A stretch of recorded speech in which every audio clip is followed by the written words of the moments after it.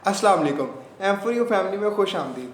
आज की इस वीडियो के साथ एक नई सीरीज़ का आगाज़ करते हैं जिस सीरीज़ का नाम है मुतासिर कुन। मुतासिर कुन सीरीज़ में मैं आपको मुख्तलिफ ऐसे लोगों की स्टोरीज शेयर करूंगा जो कि ज़िंदगी में कामयाबी की मनाजिल तय कर देंगे। बहुत ही मज़े की किताबें हैं, उनकी समरीज़, उनके रिव्यूज़ आपके सामने पेश करूंगा, उनकी स्टोरीज़ आपके सामने हाईलाइट करूंगा ताकि उन स्टोरीज से आप ज़िंदगी में बहुत सारे सबक ले सकें और ज़िंदगी में आगे बढ़ सकें।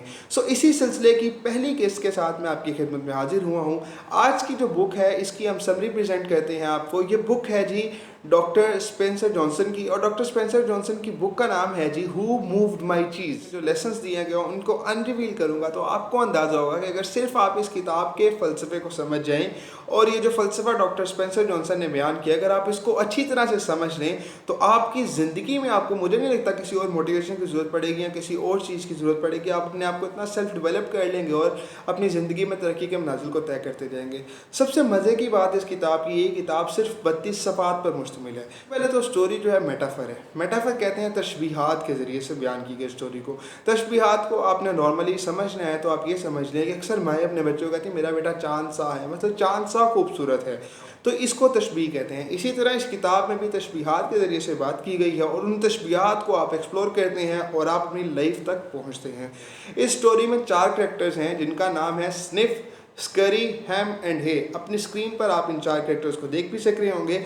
ये 4 कैरेक्टर्स हैं। इसमें ये दो स्निफ एंड स्करी हैं, ये दोनों चूहे हैं, और हैम एंड हे बोने हैं, इंसान हैं जो कि चूहों के साइज़ के हैं। ये कहानी शुरू होती है इन लोगों के घरों से। ये अपने घरों में रहते हैं और रोज़ निकलते हैं और घर के पास इनके मेज़ होती है। मेज़ को आप भूल भुलैया पज़ल आम जुबान में कह सकते हो। होता ये कि ये चारों जो है सुबह सुबह अपने जो है जॉगर्स को अच्छी तरह से लेसअप करते हैं और उसके बाद ये अपने खाने की तलाश में, इनको चीज़ बहुत पसंद होती है तो चीज़ की तलाश में निकल जाते हैं मेज़ में। तो बहुत जल्दी ये जो है ना चीज़ स्टेशन सी पे पहुंचते हैं। चीज़ स्टेशन सी पे पहुंचते उनको बहुत सारी चीज़ के जो है ढेर नज़र आते हैं, बहुत खुश होते हैं और चीज़ खाना शुरू कर देते हैं।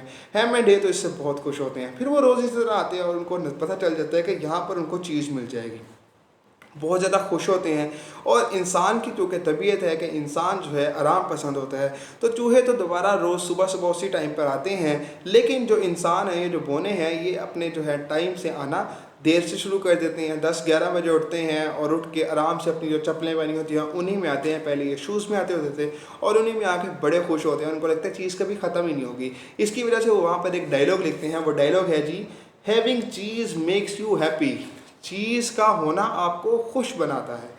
मतलब चीज़ को यहाँ पर उसने तशबीह दी है जी आपकी ज़िंदगी की फ़ैसिलिटीज़ के साथ। और यानी कि आप कह लें कि अपनी ज़िंदगी में फ़ैसिलिटीज़ होना, आपकी ज़िंदगी में खुशहाली होना आपको जो है वो खुश बनाता है। उसके बाद होता यह है, स्पेशलिटी होती चीज़ ना दिन ब दिन कम हो रही होती है, लेकिन इस चीज़ को ना वो इंसान नहीं महसूस कर रहे होते, लेकिन चूहे इसको महसूस कर रहे होते हैं। वो दोनों चूहे इन चीज़ों को ऑब्जर्व कर रहे होते हैं कि रोज़ ब रोज़ चीज़ कम हो रही होती है। लेकिन इसके बरक्स हैम एंड हे कैरेक्टर्स जो हैं वो सिर्फ अपने खाने पर जोर रखते हैं। उनको लगता है चीज़ कभी ख़त्म नहीं होगी।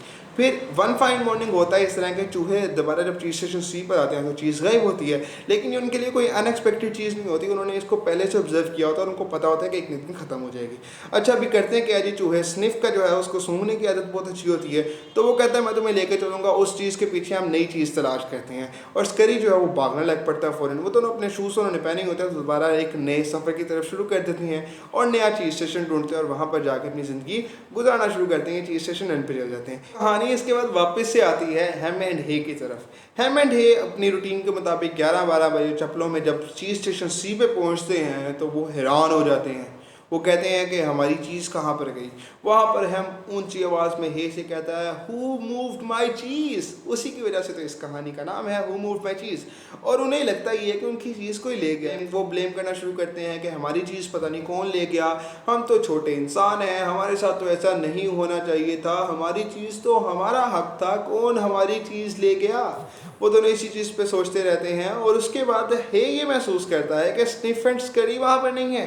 हे कहता है हैम से कि यार स्निफ एंड स्करी यहाँ पर नहीं है, हो सकता है वो दूसरी चीज़ की तलाश में चले गए और उन्होंने हमसे पहले इस चीज़ को ऑब्जर्व कर लिया, तो हमें भी दूसरी चीज़ की तरफ जाना चाहिए। तो उस पर हे कहता है नहीं, यहाँ पर मेज़ में तो अक्सर डार्कनेस है और डार्कनेस में हम नहीं जा पाएंगे, क्योंकि हम तो छोटे इंसान हैं और हमारे साथ कुछ बुरा भी हो सकता है, हमें बाहर का नहीं पता, हमें यहीं पर रहकर अपनी चीज़ का इंतज़ार करना पड़ेगा, हमारी चीज़ वापस आ जाएगी। इस पर जो है हम हे जो है उससे हमसे मज़ीद तकरार नहीं करता और चुप कर जाता है, और एज अ रिज़ल्ट वो वहीं पे इंतज़ार करते हैं। लेकिन होना तो कुछ नहीं होता, बेचारे खाली पेट जो है, भूखे पेट वापस घर को लौट जाते हैं। उसके बाद अगले दिन फिर से वो आते हैं, फिर से आके देखते हैं, फिर इंतज़ार करते हैं कि शायद इनकी चीज़ वापस आ जाए। कहता है कि मैं इसकी दीवारों को खोदूँगा, इसकी ज़मीन को खोदूँगा, हमारी चीज़ यहीं पे कहीं पे होंगी। तो वो एज अ रिज़ल्ट क्या करते हैं जी, वो अपने औज़ारों के साथ ज़मीन को, दीवार को खोदना शुरू कर देते हैं। 2-3 दिन इस तरह खोदते हैं, तो चौथे दिन जब वो हे आता है, एक हे हंसने लग पड़ता है। हे खुद पर बहुत ज़्यादा हंसता है। हैम बड़ा हैरान होता है और हैम कहता है कि तुम क्यों हंस रहे हो? आगे से कहता है कि यार हम रोज़ एक ही चीज़ करते हैं और हम एक्सपेक्ट करते हैं कि हमारे हालात चेंज हो जाए। अगर रोज़ एक ही चीज़ करेंगे तो आउटपुट कैसे डिफरेंट मिल सकेगा? जिस पर हे उसे कहता है कि नहीं, यहाँ पर चीज़ वापस नहीं आएगी, चीज़ यहाँ से चली गई है, हमें किसी और जगह पर जाना होगा और हमें जाकर अपनी चीज़ को तलाश करनी होगी। इस पर हम उसे कहता है कि नहीं, मेज़ में तो डार्कनेस है, हम कैसे जाएंगे, और अगर हमें अपनी चीज़ वहाँ पर ना मिली तो हम क्या करेंगे? इस पर हे कहता है कि चीज़ मिलने के इम्कानात कहाँ पर ज़्यादा है, इस चीज़ स्टेशन सी में या मेज़ के अंदर जाने से? तो मुझे लगता है कि मेज़ के अंदर जाना चाहिए। इस पर हम उसे डराता है कि नहीं, अगर तुम्हें चीज़ ना मिली तो तुम क्या करोगे? उसके बाद हे तो डिसाइड कर लेता है, हे अपने शूज़ पहनता है और वो इमेजिन करना शुरू कर देता है। वो इमेजिन करता है कि उसे चीज़ मिल गई है, वो चीज़ को एंजॉय कर रहा है और वो ये सोचता है कि स्निफ एंड करी तो चीज़ के पास पहले से पहुंच चुके हैं, वो चीज़ एंजॉय कर रहे हैं और वो यहाँ पर बैठा भूखा इंतज़ार कर रहा है कि कब उसकी चीज़ लौट के आए। उसे तो जाना चाहिए और अपनी चीज़ को तलाश करना चाहिए। इसके बाद वो हेम को कहे बगैर दीवार पर एक फ़िक्रा लिखता है। उस फ़िक्रे का नाम है जी, द मोर इम्पोर्टेंट चीज़ is to you the more you want to hold on to it.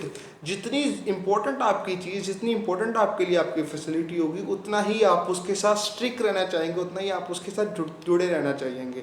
लेकिन फिर जो है हम उसकी बात नहीं मानता। इस पर हे डिसाइड करता है कि वो तन्हा ही अपना सफ़र शुरू करेगा और वो जो है अपना तन्हा सफ़र शुरू कर देता है। लेकिन सफ़र शुरू करने से पहले वो एक चीज़ डिसाइड करता है कि वो मेज़ की दीवारों पर कुछ ना कुछ लिखता जाएगा, जिसकी वजह से हम हो सकता है किसी ना किसी दिन उसे पढ़े और दूसरी चीज़ को ढूंढने का सफ़र है वो शुरू कर दे। उसके बाद वो एक फ़िक्रा लिखता है, if you don't change you can become extinct. अगर आप चेंज नहीं होंगे तो आप हमेशा के लिए मिट जाएंगे। और उसके बाद वो कहकर वहाँ से भागना शुरू कर देता है। अच्छा, जब वो मेज़ में भागना शुरू करता है तो दौड़ता रहता तो उसे कुछ नहीं, 1-2 चीज़ के टुकड़े मिलते लेकिन कुछ भी नहीं मिलता। फिर भागते रहता है। लेकिन ना वो डरना शुरू कर देता है कि अगर वाकई हम की बात ठीक हुई, अगर वाकई मुझे यहाँ पे चीज़ ना मिली तो क्या होगा।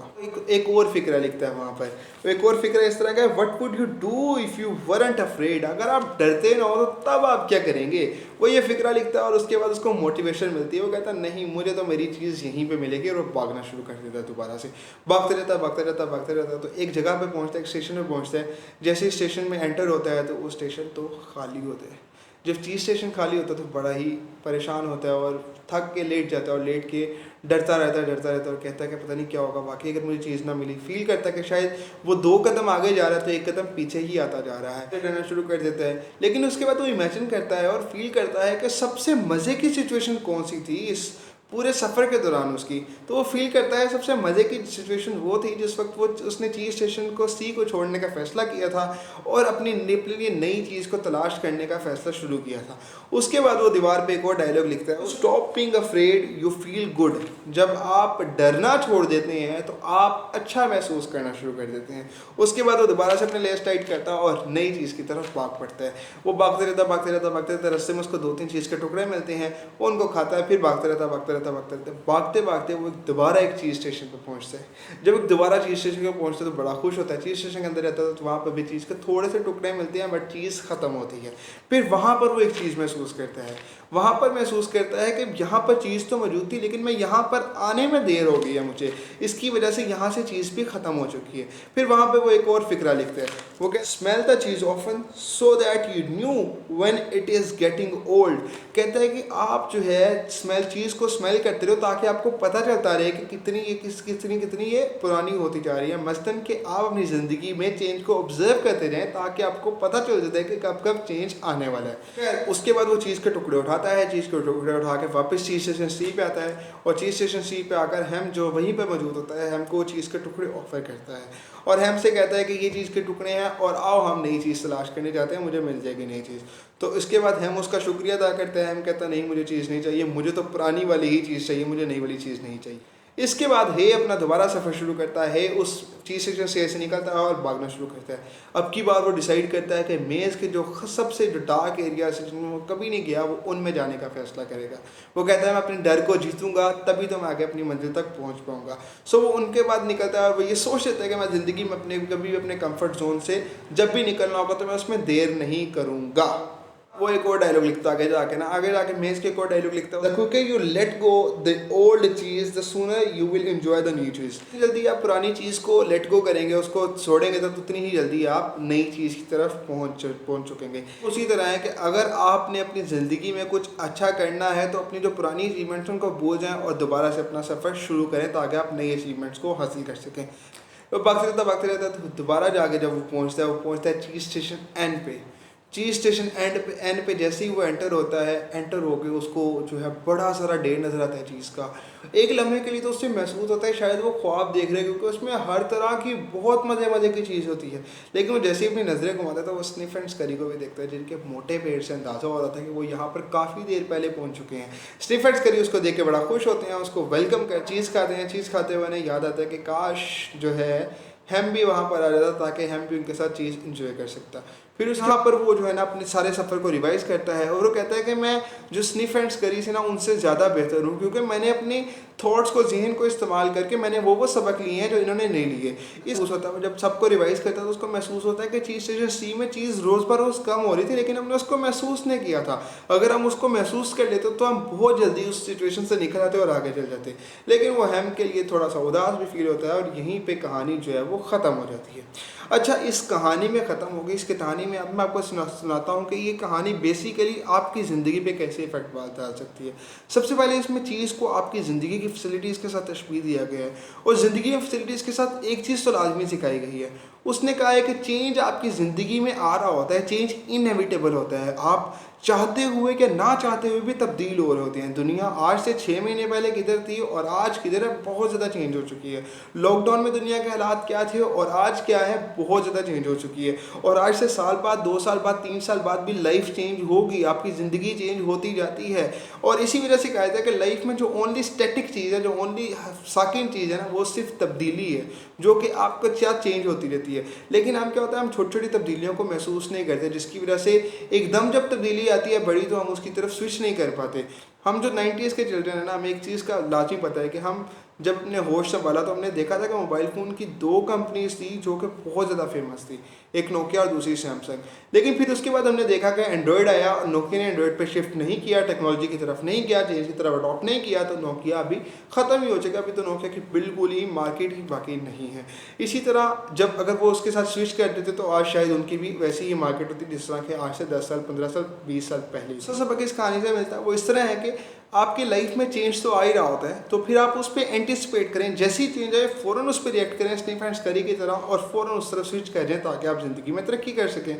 आप अपने इर्द गिर्द नज़र दौड़ाते हैं तो आपको महसूस होगा कि चेंज आ रही है। इसकी सबसे बेस्ट एग्जांपल मैं आपको दूँ किस तरह की है। आपने ना अपनी ज़िंदगी में बड़े क्रिकेटर्स देखे होंगे, आपने अपनी ज़िंदगी में बड़े फ़नकार देखे होंगे जो अपने टाइम पे बड़े अरूज पे थे, लेकिन फिर उस बाद में उन फ़नकारों के साथ क्या हुई, उन कुछ ऑफिसर्स थे ऐसे, उनके साथ किस तरह का हुआ, और फिर जो क्रिकेटर्स उनके साथ किस तरह की अंत किस तरह का हुआ, मुझे मेंशन करने की ज़रूरत नहीं है। आपने बहुत सारी ऐसी स्टोरीज़ को अपनी आंखों से ऑब्जर्व किया होगा और आपने कईयों के बारे में सुना भी होगा। अगर नहीं सुना तो आप गूगल करके देख लीजिए और आपको बहुत सारे नाम ऐसे मिल जाएंगे, मैं नाम को मेंशन करना नहीं चाह रहा। अगर आप उनकी लाइफ में देखें तो उनकी लाइफ में प्रॉब्लम हुई कहाँ थी? जिस वक्त चेंज आ रहा था, जिस वक्त उनके पास वो मौके मौजूद थे, अपॉर्चुनिटी मौजूद थी, उस वक्त उन्हें लगा कि शायद यही उनकी पूरी ज़िंदगी है, पूरी कुल कायनात है। जिस तरह उनको हैमैन हे को लगता है ना कि उनकी चीज़ के गिर्द ही उनकी पूरी लाइफ रिवॉल्व करती है, इस तरह उन्हें लगता है कि हमारी पूरी ज़िंदगी इसी तरह की रहेगी। लेकिन हल्की हल्की तरह से वो चेंज आ रही होती है, वो चीज़ दूर जा रही होती है। और अगर आप वक्त रहे के साथ, आप प्रोएक्टिव अप्रोच के साथ चलें और उस चेंज को ऑब्जर्व करते हैं, तो आप उसके साथ एंटिसिपेट कर देंगे। जब आप उसके साथ रिएक्ट करेंगे तो आप उसी के साथ साथ नई चीज़ की तरफ मूव करते रहेंगे। नई चीज़ से मुराद ये कि आप नई नई फैसिलिटीज़ की तरफ जाते रहेंगे और ज़िंदगी में आगे बढ़ते रहेंगे। इसके पॉइंट है ना, वो इस तरह से है कि अगर आप तब्दीली को एंजॉय करते रहें, आप उस सफ़र को एंजॉय करना शुरू करें, तो आपकी लाइफ कितनी ही बेहतर हो जाएगी। सो आप जब भी तब्दीली आए उससे घबराएं मत, उसके साथ उस सफ़र को एंजॉय करना शुरू करिए। यह सोचिए कि हमें नई चीज़ सीखने को मिलेगी, रिलेशनशिप में नए तरीके से जीने का मौका मिलेगा, रिलेशनशिप को नए ढंग से, नए तरीके से, नई सोच से, नए एंगल के साथ आप आगे बढ़ पाएंगे। अगर आपके रिलेशनशिप पुराने हो रहे हैं तो आप सेम चीज़ उसी तरह से करें, आप उस रिलेशनशिप को नई तरह से जीना शुरू करें, नई सोच के साथ, मुस्बत चेहरों के साथ, मुस्बत तब्दीलियों के साथ जाएं। और एक चीज़ लाजमी याद रखिएगा, अगर आप किसी भी चीज़ को इमेजिन कर सकते हैं ना, तो आप उस तक पहुंच सकते हैं। उम्मीद करता हूं कि आपको ये रिव्यू बहुत पसंद आया होगा, समरी बहुत पसंद आई होगी। और अगर आपको किसी भी किस्म का डाउट है, किसी भी किस्म का क्वेश्चन है, तो मुझसे कमेंट सेक्शन में ज़रूर पूछिएगा।